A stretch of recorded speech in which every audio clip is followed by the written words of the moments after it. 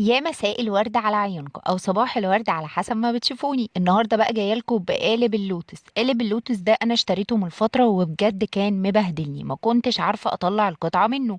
وعملت ريفيو كده وسالتكم يا جماعه اعمل ايه، بس للاسف محدش رد عليا. فقررت اقصه، ولكن انا لما قصيته غلط لاني قصيت منه حته كده صغيره. وبالتالي ايه اللي حصل؟ ان انا وانا بطلع منه بقى باقي الجزء اتكر كله كده زي الخيط واتقطع الباقي كله. وانا ما كنتش عامله حسابي على كده. انا كنت عامله حسابي ان انا اقصى منه حته صغيره على اساس بس ان هي تديني سبيس كده او مجال بسيط ان انا اقدر اطلع القطعه منه، ولكن انا وانا بطلع القطعه ومن غير ما اقصد طبعا لقيته كله اتكر في ايدي واتقطع. طيب وهل ده معناه ان هو باظ او ارميه؟ لا طبعا ما ينفعش، القالب ده ب 200 جنيه يا جماعه والله. طبعا انتوا عارفين اسعار القوالب المستورده بتكون غاليه جدا، وما ينفعش ان انا عشان فشلت ان انا اطلعه او فشلت وقصيته غلط ده معناه ان هو ملهوش حل. لا، الحل اللي هقوله لكم بقى النهارده ده ينفع مع كل القوالب. اي قالب هتجيبيه هتقصيه غلط تقدري تعالجيه. بصي يا قلبي، انا كنت قطعاها من هنا، الخط ده، وانا بقى بطلعها راحت زادت وراحت جايه اتقطعت كل الحته دي. شايفه؟ يعني اتقطعت حته كبيره من عند الورق، بس انا عادي بعرف اطلع برضو القطعه منها. ولما باجي اشتغلها بلزقها كده بلزق، بيطلع فيها حته بواقي كده، بس بشيلها بالصنفره. انتي بقى لو عايزه تعمل تقطعي، اقطعيها من هنا كده حته صغيره، ما تقطعيهاش جامد عشان ما تكرش لورا كل ده. فاهمه قصدي؟ ولو انت عايزه تجربي تقطعيها من حته تانية اقطعيها، بس انا قطعتها زي ما بقولك من هنا، من تحت اهو مطرح القلب من هنا، قطعتها من الحته دي من هنا. بس قطعتها لغايه ورا هنا، فراحت جايه مكروره. فانت لو هتقطعيها اقطعيها قبل الفاصل ده، يعني في فاصل هنا اهو، اقطعيها قبل الفاصل كده تبقى هنا، ما تمشيش بعد الفاصل زي ما انا ما عملت. وبعد ما شرحنا نظري كتير يلا بقى نشوف عملي. هنا الجزء ده اللي انا بوريكم انا ببقى لازقاه بلزق شمع عادي يا جماعه، مسدس شمع او الصوبع بتاع الشمع. بعمل ايه؟ بلزقه قبل ما بصب كده بلزقه بالشمع. وبعديها لما بقى بصب فيها ما بيطلعش فيها اي حاجه. وبعمل ايه بقى بعديها؟ بشيله لما اجي اطلع القطعه بشيله بقى خالص. ولما بحتاج ان انا الزقه تاني بلزقه تاني، يعني في كل خطوه انا بلزقه وبرمي اللزق ده، يعني بعد كده باجي اشيله اللي هو الشمع.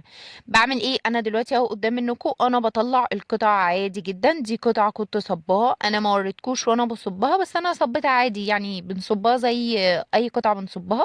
بنحط جزء وبنفضل نهبت كده في القالب عشان نتاكد ان ما يبقاش فيه اي بابلز. وببتدي هنا انا اطلعها قدام منكم. انا ما رضيتش اسرع الفيديو عشان حبيت اوريكم يعني التفاصيل بتخرج ازاي. طبعا الموضوع ما بيبقاش سهل، بس الصراحة هو كده اسهل بكتير بكتير من الاول. لاني من الاول كان الموضوع صعب، وكنت كل مرة لازم اطلع اللوتس لازم تكون فيها ورقة مكسورة. وطبعا انا ما بسلمش الشغل بتاعي ولا في بابلز ولا في حاجة مكسورة، وده بفضل الله طبعا، مش بفضلي انا بس. فكله طبعا بفضل ربنا. فانا حبيت اوريكم ان القطعه هي بتطلع الحمد لله الحمد لله سليمه، ما فيهاش اي حاجه مكسوره خالص. طبعا انا بستنى على البودر بتاعي يجف، اللي هو الجبس والاسمنت، بستناه يتصلب نهائي. شايفين القطعه ولا فيها بابلز ولا فيها اي كسر؟ هتقولوا لي ما هي فيها بابلز اهي من ورا. اه دي فيها بابلز من ورا، ومش على طول على فكره بيطلع فيها البابلز دي، بس هو حظكم طلع فيها الجزء البابلز ده. وعشان اوريكم قدام عينيكم ازاي نعالجها، وفي نهاية الفيديو هتشوفوا ان البابلز دي يعني مش هتبقى موجودة اصلا. مش هقول لكم شبه مش موجودة، لا هي مش هتبقى موجودة. وده الحل ده انا بعمله في كل قطعة بيطلع فيها بابلز او بيطلع فيها عيب كده كسر كده كبير. بعمل فيها العيب ده، يعني بعمل فيها الحل ده وبصنفرها وبسلمها 100 فل وعشرة. وعايزة اقول لكم العميل كمان بيبقى فرحان.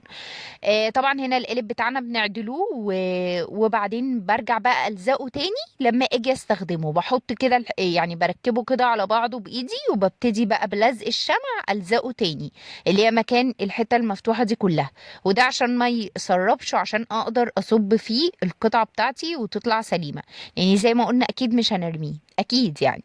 فطيب بنعمل ايه بقى في العيب اللي بيطلع البابلز؟ فاكرين ان انا قلت لكم الجزء ده ان احنا استخدمنا ميه كتير فبيطلع كده مندي وما بينشفش ابدا؟ انا بقى مش برميه. بعمل ايه؟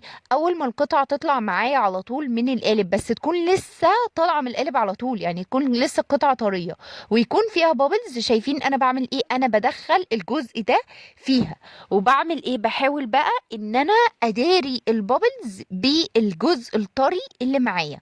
طبعا لو فيها اي زيادات بحاول اشيلها في الاول، لان هي اول ما بتطلع من القالب بيكون سهل ان انت تغيري فيها، تشيلي الزوايد اللي فيها، بيبقى الموضوع لسه طري جدا يعني.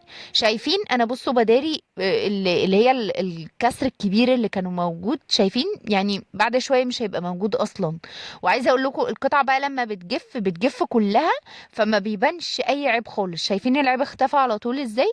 برضو البابلز الصغيرة دي برضو هنعمل فيها نفس الطريقة، هناخد جزء كده مندي وابتدي ان انا اداري بيها البابلز، برضو مش هيبقى فيها اي حاجة خالص خالص. المشكلة للعميل او الكاستمر او الزبون اللي بياخد مننا القطعة، مشكلته مش في شكل البابلز ولا ان هي يعني تروح له ويكون باين فيها حتة البابلز، مشكلته في البابلز نفسها، ان هو ما ينفعش ياخد قطعة يكون فيها نقرة كده او بابلز كده مخرومة، ما هو مش بيعرف يعالجها. لكن العلاج بيكون عندنا احنا اصحاب الشغل اللي بنقدر نعالج الدنيا، فلما بنودي له القطعة ما بيكونش فيها بابلز بيكون الموضوع بالنسبة له اسهل. وهنا طبعا انا شلت الزوايد وكمان صنفرتها، شايفين ادي القطعه اهي بقت زي القمر، ولا فيها اي حاجه خالص نهائي، ولا بابلز ولا اي حاجه. طبعا انا دريت كل البابلز اللي فيها، وطبعا بوريكم اهو قدام الكاميرا، ويا رب الفيديو يكون عجبكم.